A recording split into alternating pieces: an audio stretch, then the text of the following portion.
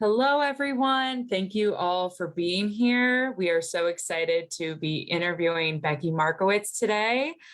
Before we begin, I'd like to introduce myself. My name is Kate Franklin. I am the Communications and Programs Associate here at WRJ. And like I said, we are here interviewing Becky Markowitz, who is one of our Women's Empowerment Award honorees. Becky, thank you so much for being here. Thank you for having me. Of course. All right, so we will get started with our first question, which is, what does women's empowerment mean to you and your career and life's work, and how it will impact your future? So first of all, I want to say how thankful and humbled I am to be part of this amazing group of people. And that's the thing about empowerment, is we empower each other. It's really an amazing gift. And I was thinking a lot about empowerment, and I think empowerment is like a ripple effect. Think when you throw a stone in the water and you see the ripples grow and touch and grow stronger. And I think we can empower people in so many ways. My work and my community work kind of intersect. I'm lucky enough to work for a fantastic real estate company, Berkshire Hathaway Home Services, Fox and Roach, and they're really dedicated. They have a charities division to giving back. So my work and my community service is kind of intertwined. And I think empowering is a lot about listening and giving people confidence in themselves. One of the things, I love quotes, and one of my quotes that I use is, give a smile, get a smile. And I think that has a lot to do about empowering. If you walk into your club, or I know you live in New York and my kids make fun of me, but when you give a smile and you start doing that, people respond to you. So I think there's a lot of ways to give back and to empower people. I've been giving back and working in the community for a long time. And I found, especially with my kids, people learn from examples and from what you do more than what you say. I think another important thing about empowering is that you never know until you walk in someone else's shoes.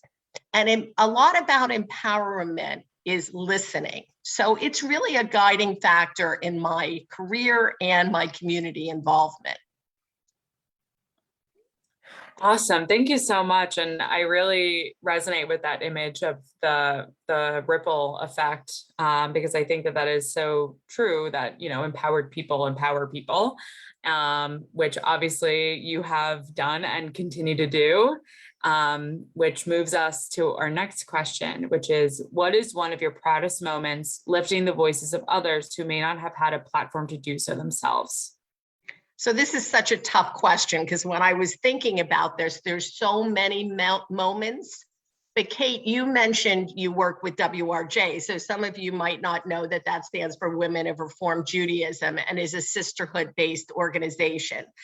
And sisterhood and women have really empowered and driven my work for so long. And I think that sisterhood lifts the voice of others. That's what we do, the main thing we do. So I think that's the overall goal. I lived in Los Angeles, and we did a Christmas dinner for like 500 people. And I was new to the community, so I volunteered to work on the dinner. And after probably 5 years, I was in charge of the dinner, which, if you know me, that doesn't surprise anybody. But it really affected me. And it's been like 20 years and I still think about it. First of all, living in LA, there's producers and whatever, and everyone was on the same playing field. You didn't know who was the producer. You just knew them as the mashed potato lady or the turkey. And it just really resonated me, that the power that we have, not only to help other people, but to work together. So that was one of them. And then another one, when I was president of my congregation in Newtown, Pennsylvania, I was invited to speak at a Martin Luther King service. And I speak in front of a lot of people, and generally I'm not that nervous, but I was really nervous that night.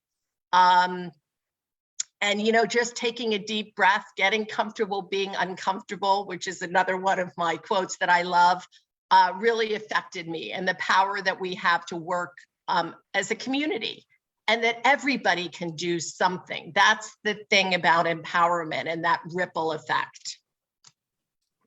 Yeah, that's all great. I love that story about the dinner, and how sometimes there's certain power dynamics, but there are things that remind us that we're all human and that we're all people, and we can all help one another regardless of status. And I know you talked about your sisterhood, and that brings us to talking more about Jewish values. So how do you think your Jewish values and empowerment of others intersect? And do you have any examples? So I think they absolutely intersect. I think two of the main tenets of Judaism, and probably other faiths as well, are blessing and action. So Judaism has a lot of blessings, and the first one, which I think is so important, is just being grateful for waking up every day. And I'm a trainer for my company, and I tell the new agents, that's what we need to spend 5 minutes on every day. So whether it's the Modeh Ani prayer that we do in Judaism, start the day with gratitude. And as you know, Judaism believes in tikkun olam, repairing the world and taking action. So I think that those tenets affect everything. And I think whether you believe in God or not, if we act like someone is watching what we do, that should inspire us to be the best people that we can be. And a lot of people like to blame religion, what's going on today in Ukraine or whatever, but that's done by man. And we can all make a positive difference, but it starts with gratitude and believing that we can make a difference. And I really believe that we can. I think another really important part about empowering is listening. Do we listen to understand or to respond? Everyone's going through stuff, and you never know what's happening until you walk in someone else's shoes, whether you're a trainer, whether you're, doing some of the great work that, the other two women that you've already interviewed, Ellen Cohen and Eliana, are doing. We can all make a difference and learn, and that takes listening, and we're not so great at that.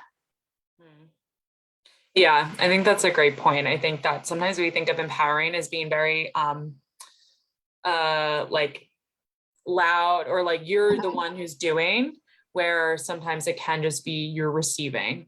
And I think that's a really great distinction to uplift. And I know that you are obviously a leader in your sisterhood, in your work, even leading the dinner. It seems like leadership is an inherent part of who you are. So our last question is, how do you think your Jewish values influence your leadership style? So again, I reference Ellen Cohen. She mentioned the mezuzah. So on her office door, and my office just moved. We moved in November. I had a mezuzah on my other office door, and I got a new mezuzah. And you know what? The first thing I did, it was a brand new building, was put up that mezuzah. And you know what? I really felt at home. And the interesting thing was how many people stopped by and asked about it. So I actually printed out a thing from Wikipedia, because I think it's important for people to know, for us to learn about each other. Someone in my company started Fit Fox Tribe. Some of you may have seen, I'm on a health journey, and he's Indian. So I think the more we share, and I think that's empowering. So I think Jewish values really inspire everything I do. Eliana mentioned her passion for working with teens. And I think that if you look at people that empower and inspire, it's a passion. And I think what you said is true. It's not always the person that empowers that has to be the one that's talking or leading. Part of empowering is being able to inspire and to mentor others. That's the greatest thing about empowerment for me. Yeah, yeah, definitely. And it sounds like creating a space where people feel comfortable enough to inquire about things that they don't know, like the mezuzah, and invite you into things about their cultural identity, like the tribe that you mentioned. So those are all really, really great examples. And I know that in this conversation, I've learned more about you, and I feel inspired by you and how you Thank you. present and the work that you have done. And I want to thank you so much for taking the time to chat with me today. And we are so excited to hear more from you as we move forward with our Women's Empowerment Awards event. So thank you so much. Thank you for having me, and I look forward to connecting with all of you. Awesome. Well, thank you again. If you didn't catch our video highlighting Becky's work, be sure to catch that. That lives on our Facebook page and also our YouTube page. And if you haven't already, make sure to register for the Women's Empowerment Awards event, where you can learn more about Becky and all of our other great and amazing and empowering honorees. And with that, we want to say thank you and have a great rest of your day, everyone. Kate, can I leave you with one quote? Yes, please. It's a quote by Ruth Bader Ginsburg. Whatever you choose to do, leave tracks. That means don't just do it for yourself. You will want to leave the world a little better for your having lived. Oh, well said. Perfect way to close. Thank you for sharing that with me. Thank you. And thank you for having me. Awesome. Thanks. Have a great rest of your day, everyone. You too. Bye-bye.